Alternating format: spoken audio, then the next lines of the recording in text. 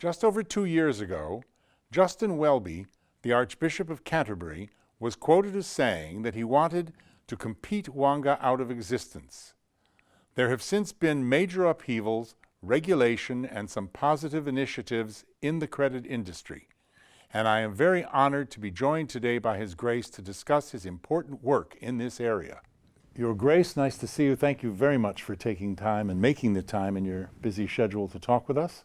I'd like to ask you about the comments you made a couple of years ago in 2013, where you said that you would like to not so much legislate Wonga out of existence, but try to compete them out of existence. They quoted you rather more aggressively than that. Your comments, I thought, were quite benign and friendly, and you said that the Wonga gentleman was a businessman and took it very well.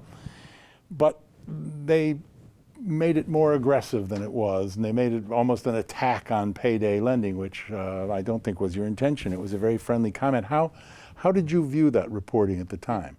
I think it's really important to say that I did and do feel very strongly about the way that many of the payday lenders were operating. You know, this is an unacceptable form of business practice.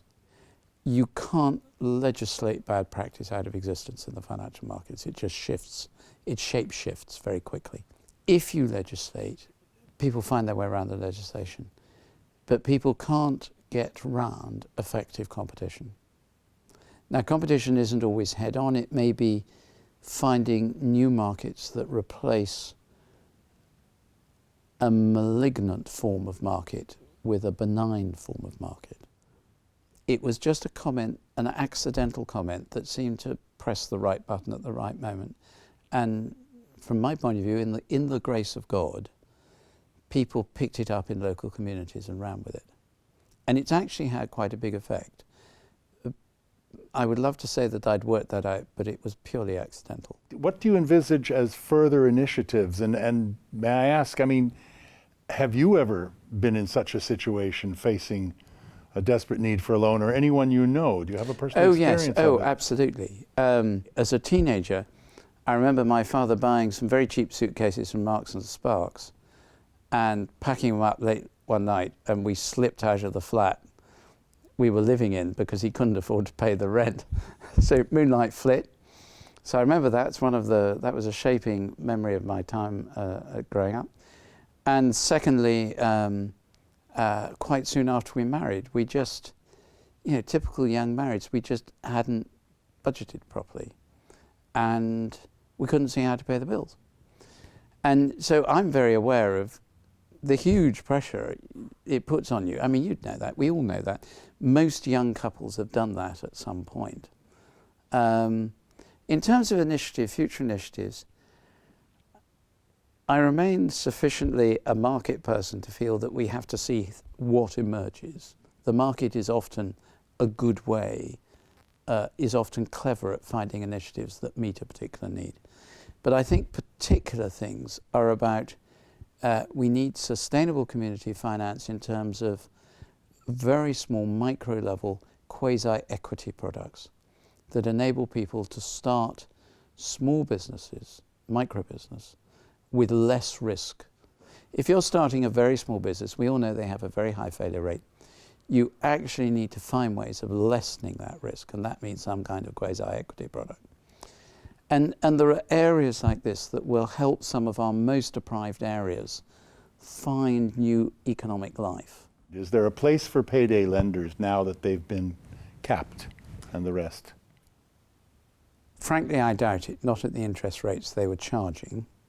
There's a place for short-term, easily accessible loans, but on more reasonable terms. I think there is a place for regulation, but regulation doesn't solve anything. I said recently in something I was doing, the trouble with regulation,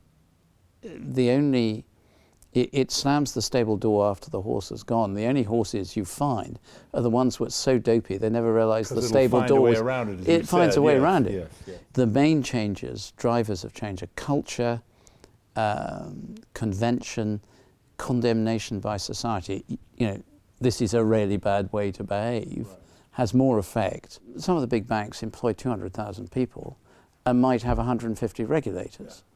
They're never going to know what's going on. How do you take all these valuable initiatives out beyond the church community? There are plenty of people in this country that don't go near a church. How do you reach them? The Church of England has, if I can put it in crude commercial terms, the best branch network on the face of the planet. We have 15,000 branches in England, parishes they're called. Yes. They're worshipping communities, and they are in every single community. Now, it doesn't mean you reach everyone, but through the year we reach a significant proportion. I think the most recent research shows that about 30% of the population will have contact with the church at some time during the year. And when you do something good, in most parishes, word of mouth spreads incredibly quickly. The trick is how to put fairness into the process. In our campaign for fair finances, yes, fairmoney.com comparison, our new comparison website, we're trying to instill fairness in all the processes. How do you keep fairness in there? How do you keep the principles of the church in there? I think if I could crack that straight away, then I'd be running quite a large chunk of this country, I suspect. I think there isn't a single magic wand. I think the work you're doing is really special because it puts pressure on the institutions. So part of it is changing culture. Part of it is things like comparison websites that are not skewed towards anyone but are genuinely fair.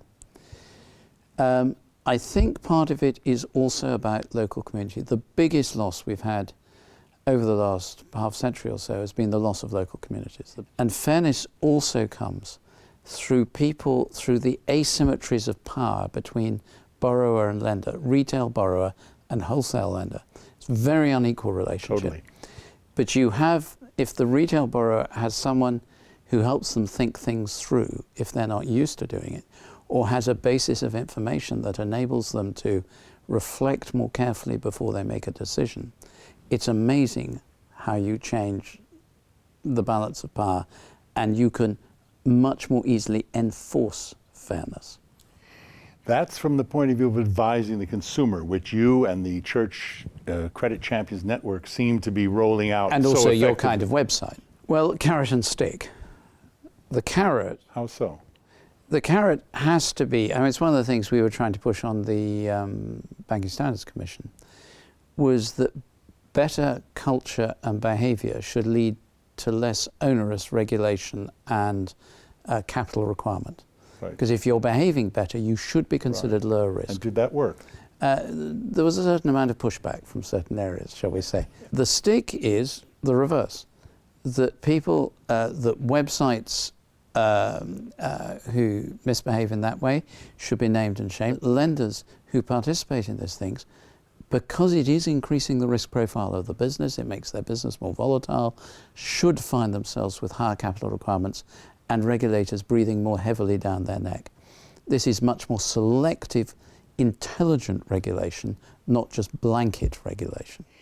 Your task force winds up in December, I believe. Yep.